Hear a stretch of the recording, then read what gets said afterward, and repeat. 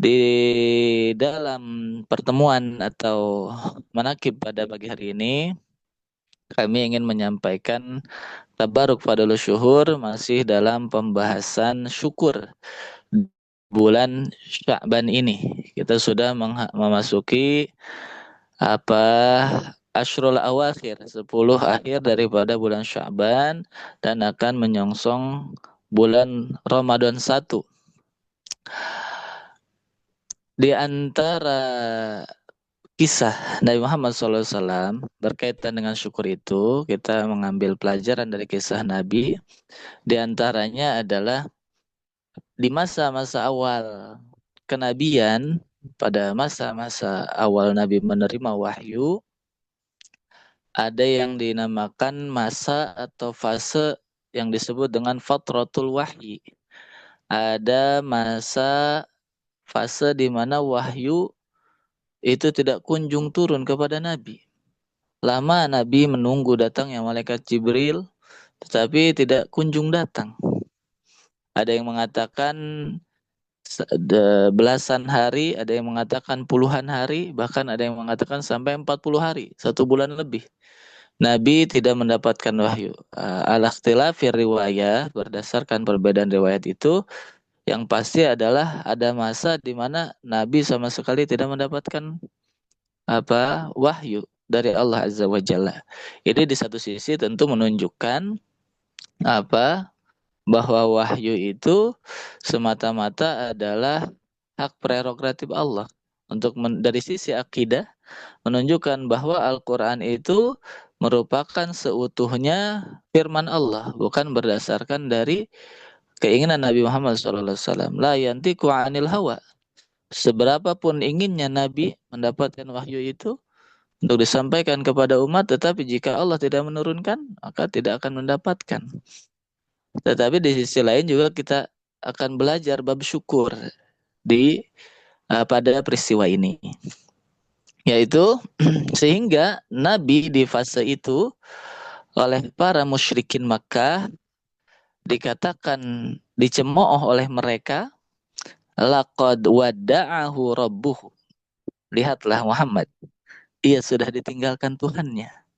Padahal itu kan awal-awal, belum lama Nabi dakwah dengan terang-terangan, tetapi ketika belum lama itu kemudian terputus wahyu, tentu menjadi beban tersendiri bagi dakwah Nabi Muhammad SAW. Kita tidak mengatakan Nabi bersedih karena perkataan orang musyrik, tetapi paling tidak Nabi merindukan datangnya wahyu dari Allah Azza wa Jalla. Pada bagian ini, pada bagian cemooh orang-orang musyrik itu, bahwa mereka mengatakan Nabi telah ditinggalkan oleh Tuhannya, sebetulnya ada suatu kejanggalan. Ada suatu kejanggalan. Apa kejanggalannya? Kejanggalannya adalah kok bisa orang musyrik tahu, mengetahui bahwa Nabi itu lama tidak menerima wahyu. Kan mereka tidak tidak ikut apa? Tidak ikut bersama Nabi, tidak sering membersamai Nabi dan lain sebagainya. Atau istilah kita sekarang kan, kok bisa sih orang-orang bukan ikhwan mendengar perkataan Abah Aus dan lain sebagainya. Kalau sekarang kan ada media sosial. Tapi kan pada saat itu belum ada media sosial. Kok bisa tahu mereka? Padahal ikut manakib enggak dan lain sebagainya. Itu kan suatu kejanggalan. Tetapi bukan kejanggalan, itulah bahwa kaum musyrikin pada saat itu, walaupun mereka tidak beriman kepada Nabi, bahkan tidak senang dengan dakwah Nabi, tetapi mereka tajasus, mencari-cari apa yang sedang dialami oleh Nabi, apa yang sedang dialami oleh kaum muslimin. Suatu perilaku yang tidak baik tentu. Adab yang diajarkan secara sederhana dari Abah Anom kepada Abah Aos, jangan suka ingin tahu urusan orang lain. Dan itu barangkali kita juga di fase kehidupan itu, fase kita dalam hidup itu kadang seperti itu ya. Kita anggap orang lain itu tidak tidak memperhatikan kita, tetapi sesungguhnya Ada beberapa orang yang memang terlihat tidak memperhatikan, tetapi sesungguhnya mencari-cari tahu. Nah, itu bagi kita itu adab yang tidak baik, tidak boleh dilakukan. Kembali ke tema syukur, maka ketika datang firman Allah, di antaranya dari sekian riwayat itu mengatakan turunlah surat Ad-Duha untuk menghibur Nabi sekaligus menolak cemooh daripada orang-orang musyrikin tadi yang mengatakan bahwa Nabi telah ditinggalkan oleh Tuhannya. Lihatlah, Allah membuka surah Ad-Duha itu dengan dua sumpah. Pertama, Allah bersumpah wadduha, demi waktu duha. Yang kedua, Allah bersumpah walaili idza saja, demi waktu malam apabila telah menutupi gelapnya malam itu, menutupi alam. Digunakan dua sumpah itu untuk apa? Mawadda'aka rabbuka wa maqala. Allah bersumpah dengan waktu duha dan waktu malam bahwa mawadda'aka rabbuka wa maqala, Nabi Muhammad tidak pernah ditinggalkan oleh Allah dan Allah tidak pernah murka kepada Nabi. Fakhruddin Ar-Razi di dalam Mafatihul Ghaibnya menjelaskan rahasia makna sumpah ini berkaitan dengan peristiwa itu dan berkaitan dengan jawaban Allah terhadap kaum musyrikin. Seolah-olah Allah ingin memberikan pelajaran kepada Nabi, kepada kita semua umatnya, bahwa waktu duha itu, ketika waktu duha datang, atau bahasa kita, ketika mentari terbit, maka kegelapan malam yang sebelumnya memenuhi seluruh alam semesta, ketika kita malam hari melihat ke atas langit, dipenuhi dengan kegelapan. Tetapi ketika telah datang mentari, telah datang matahari, telah datang waktu pagi, pertanyaannya, kemana gelap yang ada waktu malam itu? Kemana hilangnya kegelapan itu? Kegelapan itu dengan sendirinya hilang, tak berbekas dengan datangnya cahaya mentari. Ini ada beberapa makna. Pertama, itulah gambaran ilmu, gambaran wahyu. Perumpamaan masa fatrah diumpamakan seperti kegelapan malam. Tetapi ketika telah datang wahyu kepada Nabi, telah datang ilmu bagi seseorang, kegelapan itu hilang dengan sendirinya dengan wahyu tersebut, dengan, atau bahasa kita, dengan ilmu. Kemudian pelajaran yang kedua adalah di dalam tradisi lisan Arab, bahasa Arab, maka bisa kita dapati malam itu sering diistilahkan malam, al-lail, sering diistilahkan dan diserupakan, digunakan dalam konteks kesulitan. Dalam konteks kesulitan. Seperti diantaranya syairnya Imam Asy-Syafi'i, beliau mengatakan la tajza li hadisatil layali. Janganlah engkau mengeluh, janganlah engkau gelisah, janganlah engkau gundah, janganlah engkau bersedih li hadisatil layali. Layali itu jamak daripada lail, malam. Karena suatu peristiwa yang terjadi di malam hari. Nyata, malam digunakan di dalam tradisi lisan Arab sebagai gambaran daripada suatu kesulitan, kesedihan. Karena malam umumnya gelap. Ketika seseorang berada dalam suatu kesulitan, urusan hidup, seolah-olah berada di dalam kegelapan malam. Kata Imam Asy-Syafi'i, la tajza li hadisatil layali. Jangan bersedih dengan peristiwa yang terjadi di malam hari. Jangan bersedih atas musibah, kesulitan, kepedihan hidup yang menimpa dirimu. Fama li hawadithi dunya baqa'u. Tidak ada suatu peristiwa dalam dunia ini yang abadi. Malam meskipun begitu pekat, meskipun begitu gelap, tapi ketika telah datang mentari di pagi hari, kegelapan itu hilang dengan sendirinya. Itulah gambaran kesulitan dan kemudahan. Kadang hidup itu kita berada dalam kesulitan, tetapi ketika datang kemudahan, kita lupa sama sekali dengan kesulitan yang telah kita terima. sebelumnya karena sebab kemudahan itu. Dan sebaliknya, siang dan malam itu kan berganti terus. Kadang kita berada dalam suatu kesenangan, diibaratkan di waktu siang begitu terang benderang, tapi ketika datang waktu malam, cahaya itu hilang, entah kemana. Itulah gambaran kehidupan manusia ketika datang ketika datang kesulitan, seolah-olah manusia itu zalumun kafar, kurang bersyukur dan sering mengeluh, lupa dengan kesenangan yang ia terima. Inilah maka Nabi ketika menerima surah Ad-Duha ini, begitu senangnya Nabi dengan wahyu yang ditunggu-tunggu, Nabi diriwayatkan bertakbir. Allahu Akbar. Menunjukkan rasa syukur dan gembira. Sehingga kita bisa dapati dalam tradisi khataman Al-Quran, dan memang itu menjadi, semenjak itu jadi disunahkan, setelah Ad-Duha hingga surat setelahnya, kemudian hingga hatam kepada surah An-Nas itu disunahkan untuk membaca takbir setiap selesai perpindahan dari satu surat kepada surat yang lain, untuk menggambarkan bagaimana kebahagiaan Nabi pada saat itu menerima wahyu dari Allah sebagai jawaban atas cemooh orang musyrikin. Bentuk rasa syukur Nabi. Dan juga pelajaran kepada kita terkait dua hal tadi, kesulitan dan kehidupan, kesulitan dan kesenangan. Kesulitan yang digambarkan seperti gelapnya malam, dan kemudahan yang digambarkan seperti cahaya mentari pagi. Ada syair yang lain yang mengatakan ishtaddi azmati tanfariji qad azana lailuki bil balaji.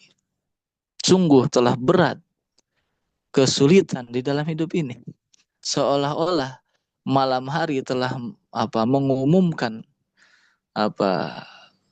mengumumkan kesulitannya. Tetapi tetapi dikatakan dari terusan syair itu, janganlah bersedih. Wa zullamul laili lahu surujun qad yaghshahu abu suruji. Tetapi kegelapan malam itu, meskipun gelap pekat, tetapi terkadang masih ada bintang-bintang. Kita sulit itu terkadang tidak sepenuhnya sulit, tetapi kita terlalu fokus pada kesulitan. Kita lupa dengan nikmat, dan kita lupa bahwa qad yaghshahu abu suruji, ketika datang pagi, kegelapan itu tidak ada artinya, hilang dengan sendirinya. Itulah. Maka di akhir ayat ini ditutup dengan firman Allah, kita singkat saja karena keterbatasan waktu.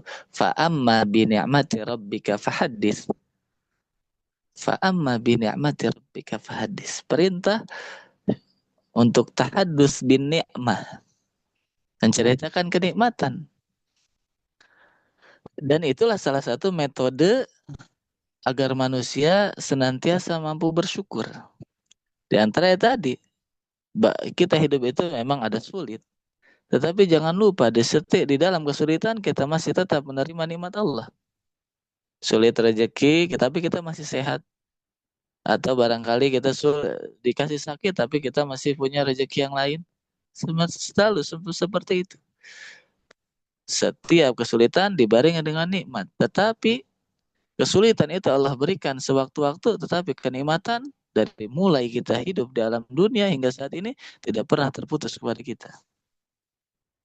Maka Allah perintahkan di dalam surah Ad-Duha ini, di antara tahaddus bin nikmah, untuk senantiasa menceritakan nikmat. Ini tidak kami bahas tafsirnya dengan panjang lebar karena banyak makna. Tetapi paling tidak kita ambil pelajaran tahaddus bin nikmah dalam arti sempit, yaitu menceritakan nikmat yang kita punya. Kata Ibnul Qayyim Al-Jauziyah, ada perbedaan besar antara tahaddus bin ni'mah dengan al-fakhru bin ni'mah. Tahaddus bin ni'mah itu adalah mukhbirun an sifati waliha, idharu sifatillah. Ketika seorang menceritakan nikmat, ia ingin agar orang tahu sifat Allah begitu mulia, begitu dermawan. Innallaha ladzu fadlin 'alan nas. Allah itu sungguh sangat dermawan. Kalau kita kenal ada sahabat, ada teman yang begitu royal, begitu mudah memberikan kebaikan, ketahuilah Allah berkali-kali lipat. Kalau bisa ada perbandingannya, tapi tidak ada perbandingannya. Allah berkali-kali lipat lebih dermawan dari mereka.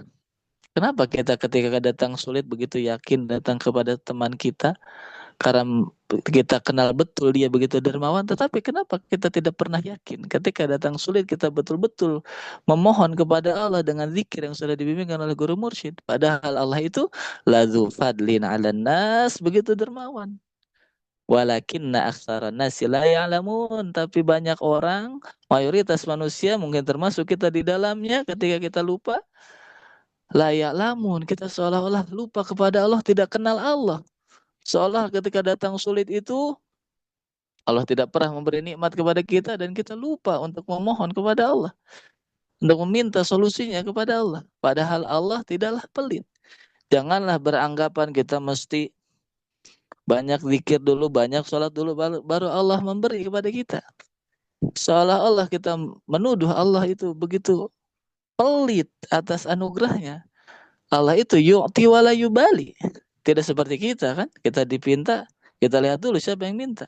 Apakah ada jasanya terhadap kita? Ataukah ada untungnya bagi kita? Pada umumnya kan seperti itu. Tetapi Allah yu'ti wala yubali, Allah jika mau memberi, Allah tidak peduli. Dia beriman kepadanya atau tidak, Allah jika Allah mau Allah kasih. Dia berzikir atau tidak kepada, jika Allah mau Allah kasih. Tetapi tentu ada perbedaan di antara nikmat yang diberikan bagi orang taat dengan yang tidak taat. Ala kulli hal, tetapi sifat Allah begitu dermawan. Itulah tahadus bin nikmah, menunjukkan kepada manusia ketika kita menyebutkan nikmat bukan untuk membanggakan nikmat, tetapi supaya orang tahu hari ini nikmat Allah itu datang kepada saya, tapi bisa jadi esok datang kepada kamu, esok datang kepada mereka. Karena Allah begitu luas kekayaannya. Allah begitu dermawan memberi kepada siapa saja.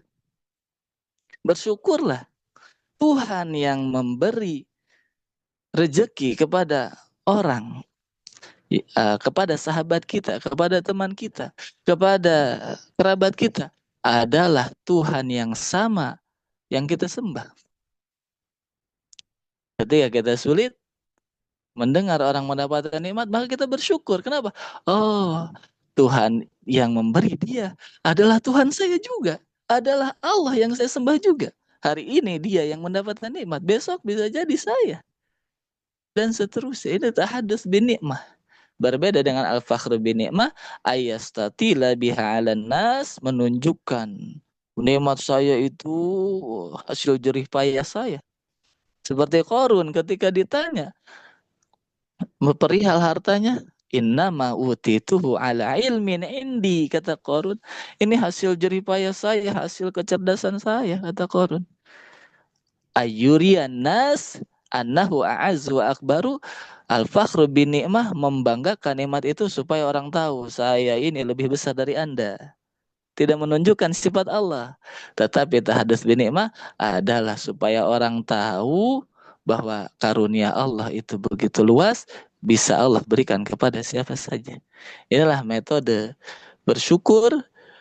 Di antara ada tahadus bin ni'mah, di antara tahadus bin ni'mah itu adalah menyebut-nyebut Allah, kita berzikir kepadanya la ilaha illallah, bahwa di antara sekian banyak nikmat mungkin yang kita inginkan kita belum punya, tetapi kita telah diberikan asma Allah oleh guru mursyid. Itulah nikmat yang diberikan oleh Allah kepada manusia pilihan yang telah kita terima, yang belum tentu dimiliki oleh orang lain, sehingga guru senantiasa memerintahkan kita untuk membaca alhamdulillahilladzi faddalana ala katsirin min ibadihil mu'minin.